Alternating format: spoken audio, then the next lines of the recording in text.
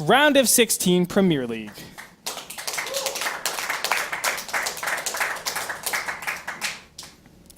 Please, sir, do the honors. Okay, so spawning in the bottom left-hand corner of the map, it's the blue Terran, Liquid Taeja.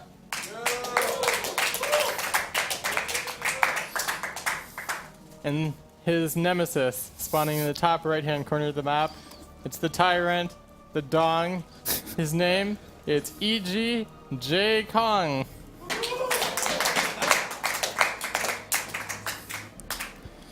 The Dong is powerful.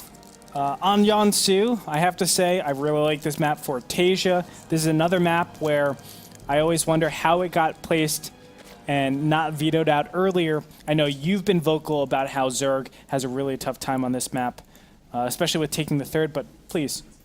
Well, yeah, as a Zerg player, I don't like this map, and I think a lot of Zergs feel similarly to me. And part of the reason why is because as you enter late game, the bases are very difficult for a Zerg player to attack, especially with ground forces. This base up in the bases in the top left and bottom right hand corner, there's basically no way for Zerg to attack those with Zergling Baneling. You have to use pretty much only Mutalisk if you want to do that. And the third base is kind of set back a bit too, so it can be a little bit harder to attack than third bases in other maps. But some Zergs like it. I know Suppy likes to pick this map in 6-pool a lot just because you can't do the normal wall off with your command center because of how it is in this map. If Suppy was playing here, he would have won against Taeja game number 1 for sure. I mean, 6-pool is so powerful because, as you were saying, you could put it down on the low ground, or if you put it up here, what ends up happening is there's too much surface area. Normally you put a barracks down, but you can't do that on this map. It's very difficult to. Either the barracks or the command center is open for your Zerglings to just crush it before it ever builds. So definitely something to keep in mind, but nothing's going to happen. Jaedong just throwing down his 15 hatch, throwing down a 17 spawning pool, I believe. Or 18 spawning pool, one of them. Yeah, this is kind of interesting. I wouldn't have expected him to do this when he scouts the CC first in the low ground.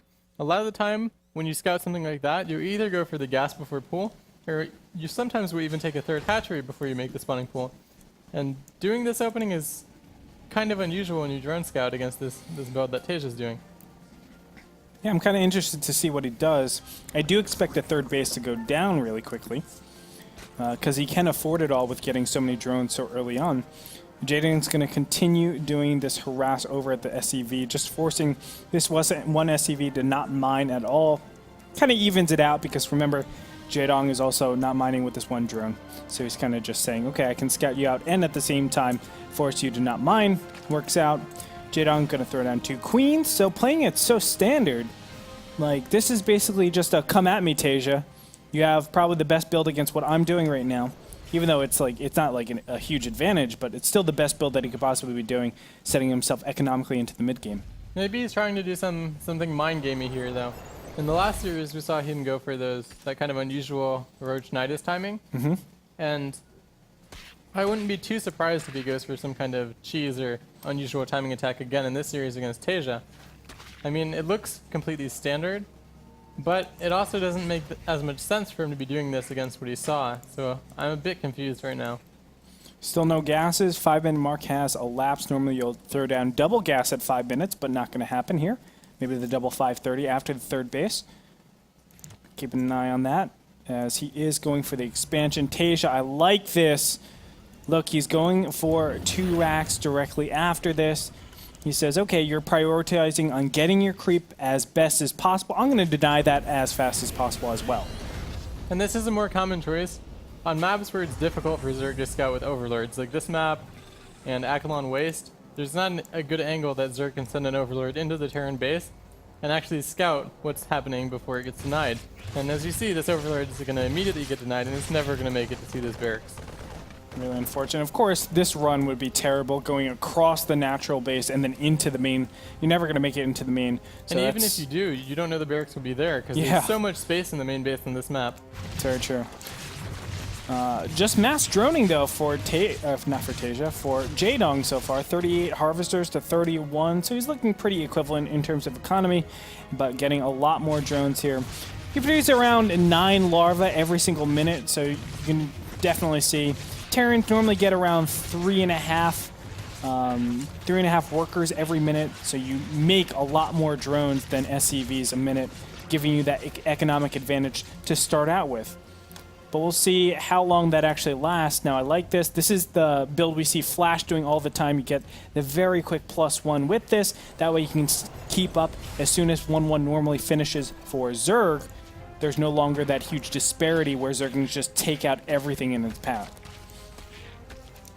From here, I'm still at a little bit of a loss, though. What does Jaedong actually do from here? Like, what's his inherent advantages?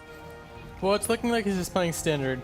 One advantage that he will have, because he's doing this 5 or 6 queen opening, I think, is he should have a lot of creep spread, and there shouldn't be any way for Taeja to shut it down before this push moves out across the map.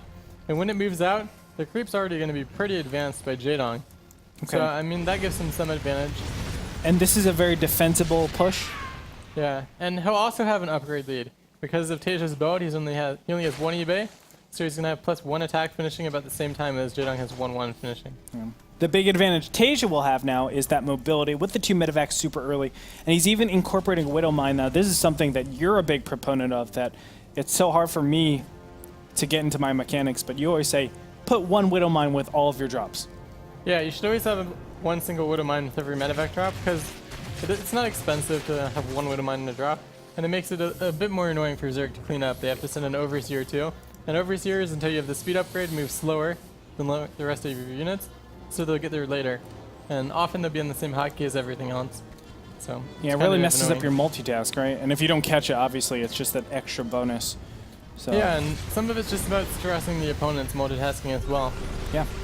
Well, 1-1 is about to finish up for the Zerg player. Jaedong now losing a lot of creep tumors, but it won't be, well, it might be a killing blow here as he's able to startle a lot of Jaedong's force. Now, Banelings are just about to finish, but a lot of the Zerglings are already dead, and the Banelings go down. Is this going to be a killing blow? Zerglings trying to get in here, but there are Widow Mines. Now the Queen's being taken out. Oh my goodness. I think Jaedong's dead. I think he's dead too, and this was just the perfect timing, I guess. I because guess he caught so. This Banelings halfway morph. Halfway morphed, and on top of that, 1-1 just now finished after all of his units died. GG Taeja.